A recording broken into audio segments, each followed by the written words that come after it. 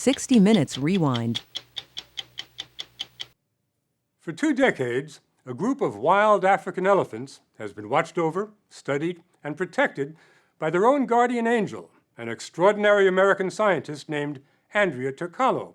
As you're about to see, Andrea's own story is pretty amazing, but not nearly as compelling as the insights into elephant behavior her research has revealed, especially when it comes to the secret language of elephants.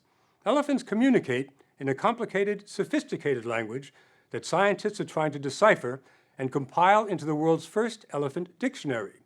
When we heard that this is all happening in one of the most magical places on Earth, a remote clearing in Central Africa, where forest elephants, the rarest, most mysterious, and most threatened member of the species, congregate, well, we simply had to go. The Zanga River flows through the Congo Basin along the border between Cameroon and the Central African Republic, in the second largest rainforest on Earth. This remote corner of the world is the place Andrea Turcalo, a field biologist from Taunton, Massachusetts, has called home for nearly 2 decades. Andrea lives in a compound that she and a group of pygmies built from scratch. The pygmies help her run the place. Commuting to her job is a hike. The last couple of miles took us through some interesting terrain. Okay, now we're going to enter the forest, and the advice I like to give everyone at this point is to stick together. Stick together. Yeah, because if we happen to run into elephants, we should all stay together and move in the same direction so we don't confuse them. We don't want a confused elephant.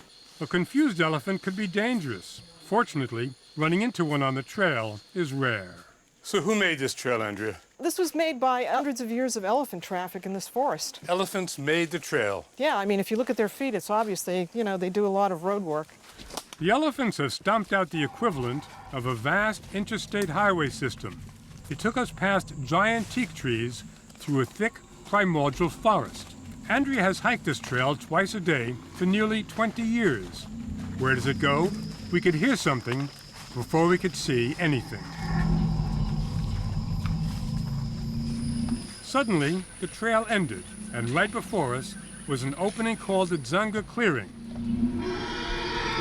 and more than 50 forest elephants.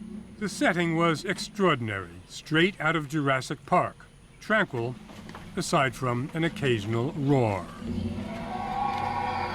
Andrea, do you remember the very first time you saw this place? Yeah, it was in the late 80s, and I actually slept here. Slept here? Yeah, and I slept on the ground in a tent. And all night, there was this symphony of elephants. And when I woke in the morning, it was like I had landed in paradise. The clearing is a watering hole, a spa, and a sanctuary, a place where elephants take their time, the measured, graceful pace of the largest land animal on Earth. They come to the clearing for the minerals, which they can't seem to get enough of. It's a place where elephants play. These elephants are playing sort of amateur wrestling for pachyderms. Nobody gets hurt. Kids fall and get up, the way kids do.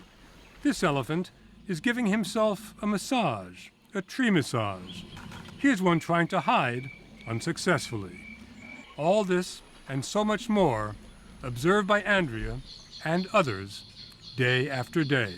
It's been now 19 years that I've been observing this particular population of elephants. Very long time. Yeah, it is a long time, but it takes a long time to know elephants. When Andrea first came here, she knew almost nothing about forest elephants. Today, she's the world's leading expert on them. From an observation deck on the edge of the clearing, she collects scientific data for Cornell University and the Wildlife Conservation Society. She watches elephants almost every day for hours, counting their numbers, monitoring their health, and observing their social behavior. What are the basic differences between the boys and the girls? Females and their young stay together for longer periods of time. As you can see, these groups are made up of adult females and their young. And bulls tend to leave their groups early and be solitary. But they occasionally meet up with their families and speak to each other. But the boys go off on their own and just sort of drop by now and then? Yeah, they like adventure. They don't like the group life. Are there other ways in which elephants are like us? The females tend to like to be courted by older, experienced males. They don't like the young ones. No, the young ones want to get to the point too quickly.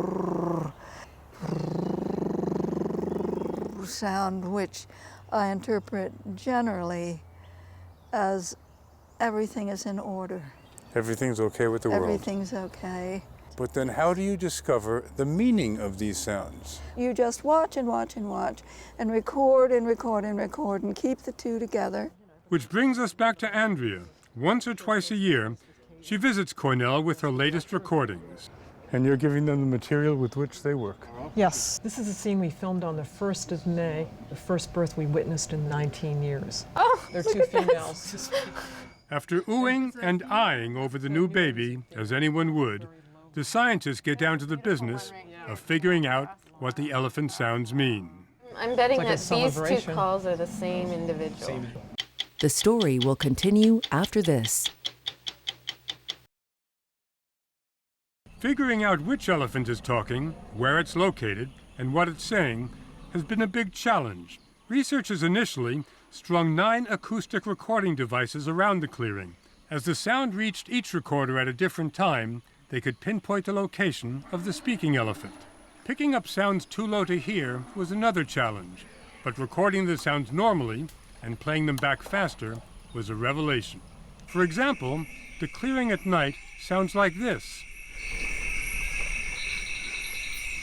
Played back 3 times faster, this is what the clearing sounds like.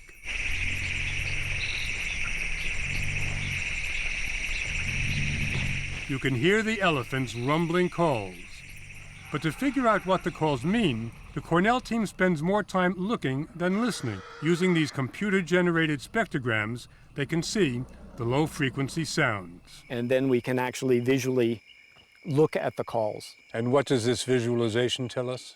It tells us that there's incredible complexity. Many of their calls are actually similar in some ways to human speech. Peter, does all this research into elephant sounds have any practical purpose? We're using sound recordings to monitor forest elephants because they're so difficult to see. And this becomes more and more critical because their population is threatened. So knowing where the animals are gives us a way to begin attacking what has to be preserved or where do we need to put more protection. Protection because poaching has become almost epidemic. It's estimated that annually 10% of Zanga's elephants are killed for their ivory. Andrea works closely with Zanga's armed guards, but so far their efforts have not stopped the slaughter. Do you see it as your personal responsibility to protect the elephants here? I've made it my personal responsibility. For me, if I've been given this great privilege to study this particular population of elephants, I think my priority is to protect them. Otherwise, I have no right to study them. Excuse me? We have a vocalization. That's a protest. A protest? That's somebody who's probably being refused something by its mother. Baby elephants protest in a rather loud fashion, don't they? Yeah, they're just like little bratty children. Andrea believes if she weren't here, the clearing would become a killing field. It's clear that, in a very pragmatic sense, you are saving the elephants. But in another sense, they've saved me. I have something very important in my life to do, and I think a lot of people don't get to do that. Andrea plans to stay here at least another 15 years. And as night falls over her clearing and fishermen float gently down the zanga, you can hear the crickets.